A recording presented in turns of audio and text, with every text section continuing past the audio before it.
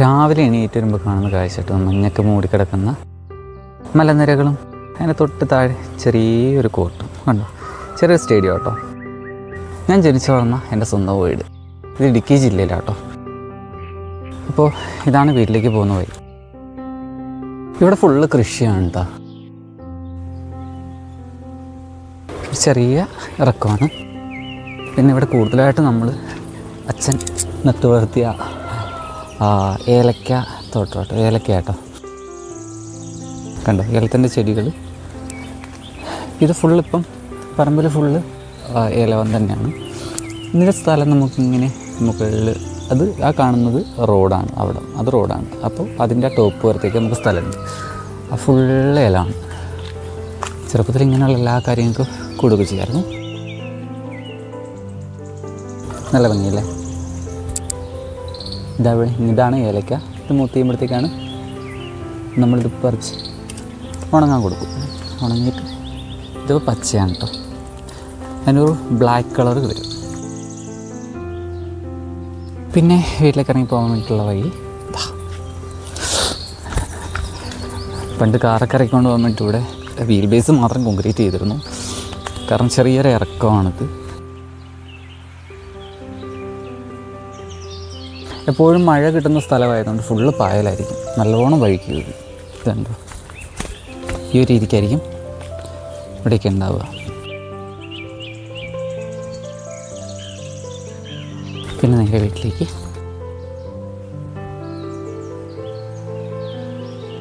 പടർന്ന് പന്തലിച്ചിരിക്കുന്ന fashion fruit, പിന്നെ കുറേ വാഴയൊക്കെ വെച്ചിട്ടുണ്ട്. പിന്നെ ഇതാണ് കേട്ടോ വീട്. ഏകദേശം 23 വർഷം പഴക്കമുണ്ട് വീടിന്.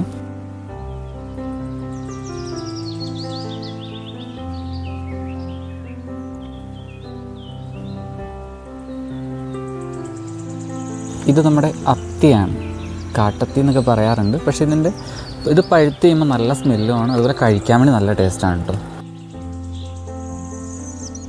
ഇതൊരു വലിയ മരമാണ്. കാരണം ഇപ്പോൾ വീണ്ടും മുറ്റത്തേക്കുള്ള തണൽ ഫുള്ള് തരുന്നതാണ്. പിന്നെ ആകെയുള്ളൊരു കുഴപ്പമെന്ന് വെച്ചാൽ ഇതിൽ നിറയെ പുഴുക്കളുണ്ടാവും. ഇലയിൽ നിറച്ച് പുഴുക്കളായിരിക്കും. പിന്നെ ഇവിടെ ചേമ്പൊക്കെ നട്ട് വെച്ചിട്ടുണ്ടമ്മ, കോവലൊക്കെ ഇട്ട് വെച്ചിട്ടുണ്ട്. നമ്മളിപ്പോൾ ഈ ഗാർഡനിങ്ങിലൊക്കെ ഉൾപ്പെടുത്തുന്ന ചേമ്പിൻ്റെ ഇല പോലെ നല്ല വലിപ്പമുള്ള ഇല. ഇത് എനിക്ക് എൻ്റെ ഒരു കൈ വെച്ച് എത്രയേ ഉള്ളൂ. അപ്പോൾ അതിൻ്റെ വലിപ്പം ജസ്റ്റ് ഒന്ന് ഊഹിച്ച് നോക്കുക എത്രത്തോളം ഉണ്ടാവും എന്നുള്ളത്. വീടിൻ്റെ മുറ്റം ഇതാട്ടോ. ഇന്നേരം ചെറിയ മുറ്റമായിരുന്നു. അപ്പോൾ കുറച്ച് വണ്ടികളുടെ ഭ്രാന്തുള്ളത് കൊണ്ടിട്ട് വീടിൻ്റെ മുറ്റം ഒന്ന് വലുതാക്കിയതാണ്. അവിടെ ഒരു കാറിൻ്റെ ഷെഡ് ഉണ്ടായിരുന്നു, അത് ഞാൻ കാണിക്കാം കേട്ടോ. ഇപ്പോൾ അത് പൊളിച്ച് മാറ്റി ഇപ്പോൾ അവിടെയാണ് കൃഷികളും കാര്യങ്ങളും. പിന്നെ എൻ്റെ ബൈക്ക് അവിടെ കൊണ്ടിട്ടുണ്ട്. പിന്നെ മുറ്റത്ത് തന്നെ ഒരു ചാമ്പ മരമുണ്ട്, നമ്മൾ സാധാ നാടൻ ചാമ്പ കണ്ടോ. ചാമ്പക്കൊക്കെ ഉണ്ട്. പിന്നെ മഴ ആയതുകൊണ്ട് വലിയ ടേസ്റ്റൊന്നും ഉണ്ടാവില്ല. കണ്ടോ,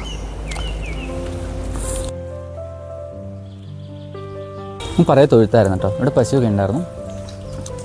പിന്നെ ഇവിടെ ചെറിയ നായ്ക്കുട്ടി നടക്കുന്നു. പിന്നെ അവിടെ മുയലിൻ്റെ കൂടുകളൊക്കെ ഉണ്ട്. ചേച്ചിയുടെ ചെരുത്തോട്ടം. പിന്നെ നമ്മൾ വെള്ളം എടുക്കാൻ വേണ്ടി പോകുന്ന സ്ഥലം കാണിച്ചാൽ കേട്ടോ. ചെറിയൊരു ഇടവഴിയാണ്. നോക്കി ഇറങ്ങിപ്പോയില്ലെങ്കിൽ സ്വല്പമായി താഴെ വരും. ഇവിടെ ഫുള്ള് ഏലം കേട്ടോ. നമുക്കിവിടെ ഈ ഒരു ഏരിയയിൽ ഫുള്ളായിട്ട് ഏലത്തിൻ്റെ കൃഷിയാണ് കൂടുതൽ.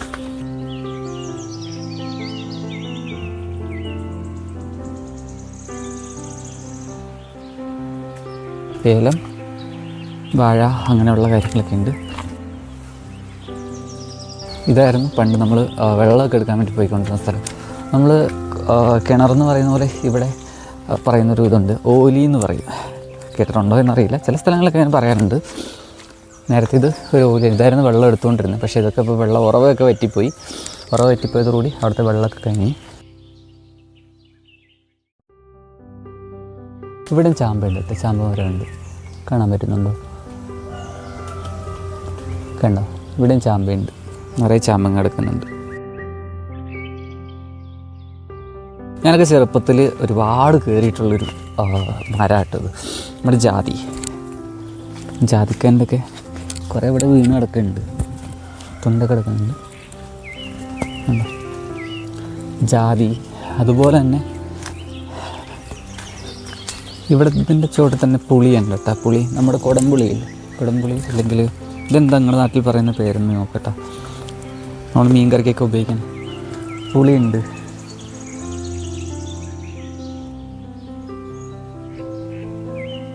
പിന്നെ ഇത് ഫുള്ള് പണ്ട് പാടമായിരുന്നു, നെൽകൃഷിയൊക്കെ ഉണ്ടായിരുന്നു. എൻ്റെ ചെറുപ്പത്തിൽ ഇവിടെയൊക്കെ നെൽകൃഷി ഉണ്ടായിരുന്നു.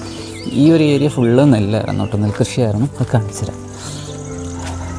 പാമ്പുണ്ടാകുമോ എന്നറിയില്ല, കാരണം ഇവിടുത്തെ തണുപ്പായിട്ടുള്ള സ്ഥലമായതുകൊണ്ട് ചെറിയ അതിഥികളൊക്കെ ഇതിലുണ്ടാവും.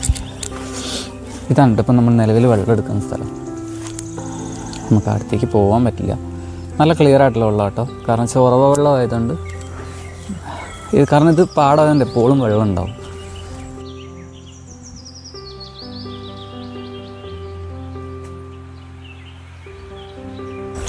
ഇതൊക്കെ ഇപ്പോൾ ഫുള്ള് കാട് പിരിച്ച് കിടക്കുകയാണ്. കാരണം മഴക്കാലമായാൽ നേരത്തെ പശുവൊക്കെ ഉണ്ടാകുന്ന സമയത്ത് ഇതിൻ്റെ പുല്ലൊക്കെ ചെത്തിട്ടാണ് നമ്മൾ പശുവിനൊക്കെ കൊടുത്തിരുന്നത്.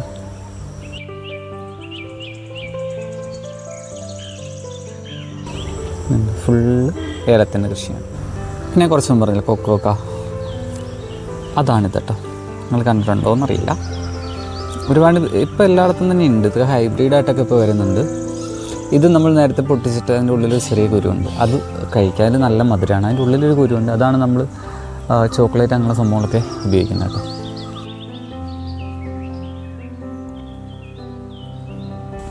ചെറുപ്പത്തിലൊക്കെ ഒരുപാട് കൂടി കളിച്ച് നടന്നിരുന്ന സ്ഥലമാണ് ഇതൊക്കെ. അന്നിവിടെ ഫുള്ള് പാടമൊക്കെ ആയിരുന്നു, നല്ല ഭംഗിയായിരുന്നു കാണാൻ വേണ്ടിയിട്ട്.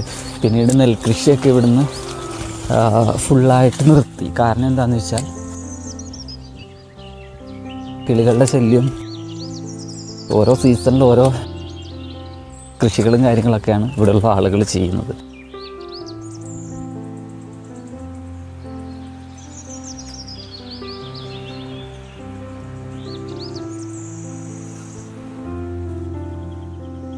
കാരണം ഇവിടെ സീസൺ ബേസ്ഡ് കൃഷികളാണ്. കാരണം ഏതെങ്കിലും ഒരു കാര്യങ്ങൾക്കൊക്കെ റേറ്റ് കൂടി കഴിയുമ്പോഴത്തേക്കും ആ ഒരു മേഖലയിലേക്ക് എല്ലാ ആളുകളും ഓട്ടോമാറ്റിക്കായിട്ട് പോകും. ഇപ്പോൾ കുരുമുളകിനാണെങ്കിൽ കുരുമുളക് പുതുതായിട്ട് വെച്ച് തുടങ്ങും. കാപ്പിക്കുരു ആണെങ്കിൽ കാപ്പിക്കുരു. പിന്നെ കാപ്പിക്ക് ഉണ്ട് കേട്ടോ, കാപ്പി കാണിച്ചു തരാം. ഇതുണ്ട് കാപ്പിക്കുരു ഉണ്ട്, പറിക്കാനൊന്നും പറ്റില്ല, ചെറുതാണ്, പിഞ്ചാണ്, ആയി വരുന്നുള്ളൂ.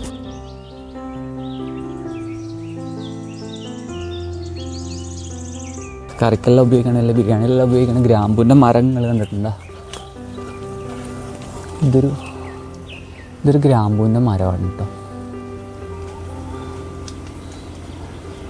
അതിൻ്റെ ഇല പൊട്ടിക്കാൻ പറ്റുമോ നോക്കട്ടെ, കാണിച്ചു തരാം.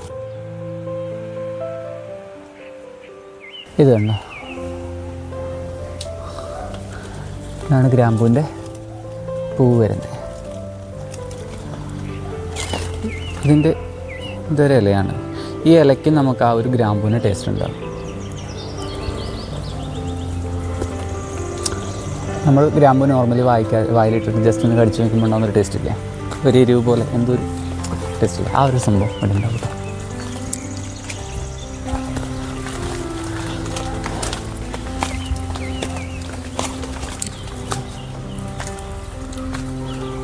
ഇവിടെ എല്ലാം ഫുള്ള് ഉണ്ടാവും.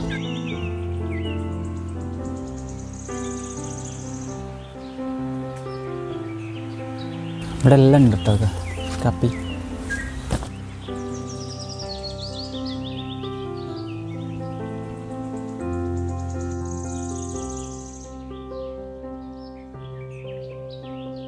അപ്പോൾ ഇത്രയേ ഉള്ളൂ നമ്മുടെ ചെറിയ വീഡിയോ. ഇഷ്ടമായെങ്കിൽ ഒന്ന് സപ്പോർട്ട് ചെയ്യാം കേട്ടോ.